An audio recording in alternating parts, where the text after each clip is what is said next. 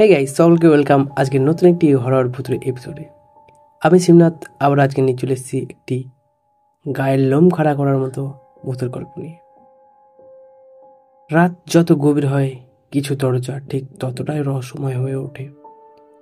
আজ আমরা শুনবো এমন এক গল্প যা জড়িয়ে আছে 13 নম্বর দরজাকে ঘিরে। একটি পুরনো আবাসনের এক কোণে লুকিয়ে থাকা সেই ভয়ানক শক্তি। আপনি কি প্রস্তুত এই গল্পটি শোনার জন্য? নীলা একজন অনুসন্ধানী মানের তরুণী। পড়াশোনার সূত্রে কলকাতায় আসে। ভাড়া পায় একটা পুরনো অ্যাপার্টমেন্ট, নাম দেবী ভবন। প্রথমেই যেটা ওর চোখে পড়ে, ভবনের 4th তলায় সব ঘরে মানুষ আছে, কিন্তু একটাই ঘর, 13 নম্বর ঘর, পুরো ফাঁকা। রংচটা দরজা, লালচে দাগ আর কড়াই তালা মারা। নীলার কৌতূহল একটু বেড়ে যায়। বাড়িওয়ালা বলে ওটা খালি রাখা হয়, খুব পুরনো ব্যাপার আছে কি না। আপনার মতো পড়ুয়া মেয়ে বেশি জানতে চাইবে, এটাই স্বাভাবিক, কিন্তু না জানাটাই ভালো। কিন্তু রাত বাড়তে হঠাৎ করে সেই বন্ধ দরজার পেছন থেকে শোনা যায় কান্নার আওয়াজ। দেওয়ালে ফাঁক দিয়ে বেরোয় ঠান্ডা হাওয়া আর ম্লান আলো। একদিন বিদ্যুৎ চলে যায় ভবনে।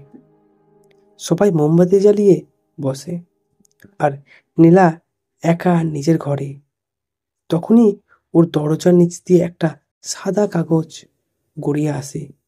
কাগজে লেখা, আমি এখন এখানে আছি, আমাকে মুক্ত করো, রুম নাম্বার 13। চোখ কপালে উঠল নীলার। ও ছুটে যায় সেই দরজার সামনে। দরজার তালা বন্ধ নেই, অথচ খোলাও না। সে রাতেই স্বপ্ন দেখে এক মেয়েকে, যার মুখ পুড়ে গেছে। মুখে শুধু একটাই কথা, আমার কক্ষ চুরি হয়েছে। নীলা বুঝতে পারে এটা কোনো স্বপ্ন নয়, কোনো আত্মা যোগাযোগ করার চেষ্টা করছে। নীলা জানতে পারে বছর 10 আগে এই ভবনে এক তরুণী থাকত, মায়া। সে ছিল একা, গায়িকা হবার স্বপ্ন ছিল তার। ভবনের কেয়ারটেকার এক রাতে জোর করে ঢুকে পড়ে তার ঘরে, আর সেদিন রাতেই ঘটে যা ভয়ঙ্কর কিছু। মায়া গলা টিপে মেরে ফেলে কেয়ারটেকার, আর তার দেহ পুড়িয়ে দেওয়া হয় ঠিক ওই ঘরেই। যখন পুলিশ আসে ঘরটার তল্লাশি নেয়, তখন তলা বন্ধ ছিল সেই ঘরের ভেতর থেকে। কোনো প্রমাণ ছিল না, তাই ঘটনাটা আত্মহত্যা বলে চাপা পড়ে যায়। তারপর থেকেই রুম নাম্বার 13 বন্ধ। মাঝে মাঝে যারা ভাড়া নিতে আসে তারা আত্মহত্যা করে বা পাগল হয়ে যায়। নীলা এক রাতে সিদ্ধান্ত নেয় যে রুম নাম্বার 13 রহস্য শেষ না করলে তার শান্তি নেই। তাকে এই রহস্য উদ্ঘাট করতেই হবে। তিনি হাতে রাখে একটি রুদ্রাক্ষ মালা, মোমবাতি আর ক্যামেরা। রাত 12টা। সে হঠাৎ দেখে দরজা অদ্ভুতভাবে খুলে যাচ্ছে নিজের ইচ্ছায়। ভেতরে ঢুকে দেখে ঘরটা যেন সময় থেমে গেছে। সব কিছু 10 বছর আগের মতোই আছে। বিছানার চাদর, ডায়েরি, এমনকি একটা হারমোনিয়াম ছিল সেখানে। হঠাৎ করে দরজা বন্ধ হয়ে যায়, আলো নিভে যায়। ঘরের মধ্যে নীলার নিঃশ্বাস বন্ধ হয়ে আসে।